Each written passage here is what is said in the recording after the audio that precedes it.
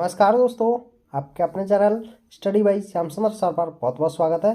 तो आज की इस वीडियो में बात करने जा रहे हैं बीए प्रथम वर्ष के अंतर्गत जो आपका फर्स्ट सेमेस्टर है उसमें एक सब्जेक्ट होता है हिंदी काव्य। यदि आपके पास हिंदी काव्य है तो आपके इस वीडियो में सिलेबस को कवर करा देंगे। जी हाँ, आपका एनईपी 2020 के तहत जितने भी नए पेपर होने जा रहे हैं उन सभी को हम कवर करने जा रहे हैं। इस वीडियो में सिलेबस रहेगा हिंदी काव्य का।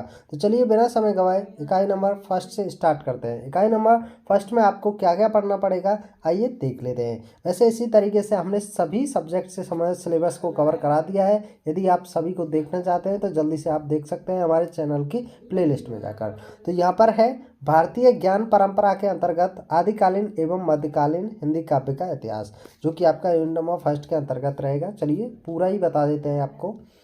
इतिहास लेखन की परंपरा एवं विकास, भारतीय ज्ञान परंपरा और हिंदी साहित्य का काल विभाजन, नामकरण एवं साहित्यिक प्रवृत्तियाँ। वहीं सिद्ध साहित्य, जैन साहित्य, रासो साहित्य, नाथ साहित्य और लौकिक साहित्य।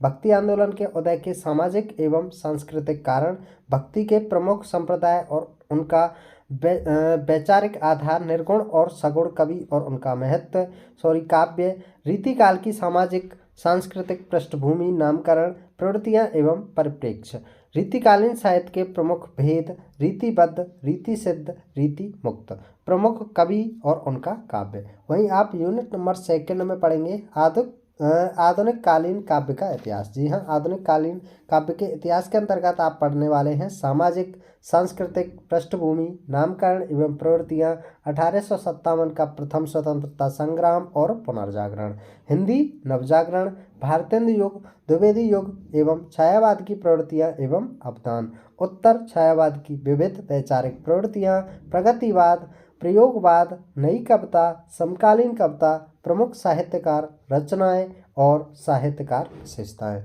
यूनिट नंबर 3 में आप पढ़ेंगे आदिकालीन कवियों के बारे में, जो कि विद्यापति हैं। पहले नंबर पर विद्यापति, जिनकी राधा की वंदना, श्री कृष्ण प्रेम एवं राधा प्रेम आदि रचनाओं को पढ़ेंगे। वहीं गोरखनाथ जी के बारे में शब्दी को पढ़ेंगे, वहीं पद को पढ़ेंगे। 3 नंबर पर आप अमीर खुसरो जी के बारे में पढ़ेंगे, जिसमें कव्वाली, गीत, दोहे और दोहे में आप पढ़ेंगे गोरी सोबे, खुसरो रेन, देख में, चकवा चकवी, सैन सूनी। इन सभी को आप यूनिट नंबर 3 के अंतर्गत पढ़ने वाले हैं। वहीं यूनिट नंबर 4 की बात करें तो इसमें आप भक्तिकालीन सगुण कवि के बारे में पढ़ेंगे, जिसमें 4 नंबर पर सूरदास जी रहेंगे, जिसमें भ्रमर गीत को पढ़ेंगे। वहीं 5 नंबर पर गोस्वामी तुलसीदास जी रहेंगे, जिसमें श्री रामचरितमानस, जिसके अंतर्गत अयोध्या कांड, दोहा आदि के बारे में पढ़ेंगे।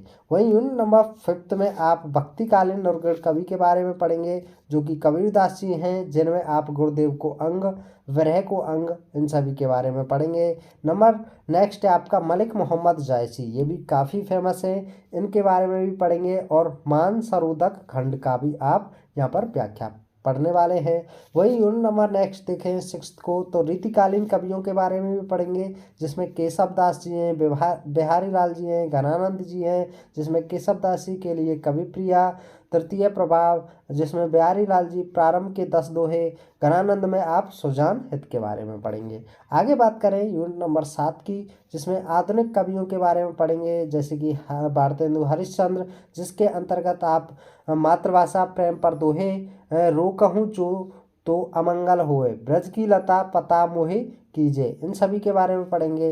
वहीं जयशंकर प्रसाद जी के बारे में पढ़ेंगे, जिसमें कामायनी के श्रद्धा, सर्ग के 10, आंसू के प्रथम 5 पद, सूर्यकांत त्रिपाठी निराला के बारे में आप इसी में पढ़ने वाले हैं, जो कि वरदे वीणा वादनी वरदे, तुलसीदास प्रारंभ के 10 पद, वह तोड़ती पत्थर, भिक्षुक आदि के बारे में पढ़ेंगे। वहीं सुमित्रानंद पंत के बारे में पढ़ेंगे, जो कि मौन निमंत्रण, प्रथम रश्मि, यह धरती कितना देती है, ये सब सुमित्रानंद पंत द्वारा लिखित है। वहीं महादेवी वर्मा के बारे में पढ़ेंगे, बीन हूँ तुम्हारी रागनी भी हूँ, फिर विकल है प्राण मेरे, यह मंदिर का दीप इसे नीरव जलने दो।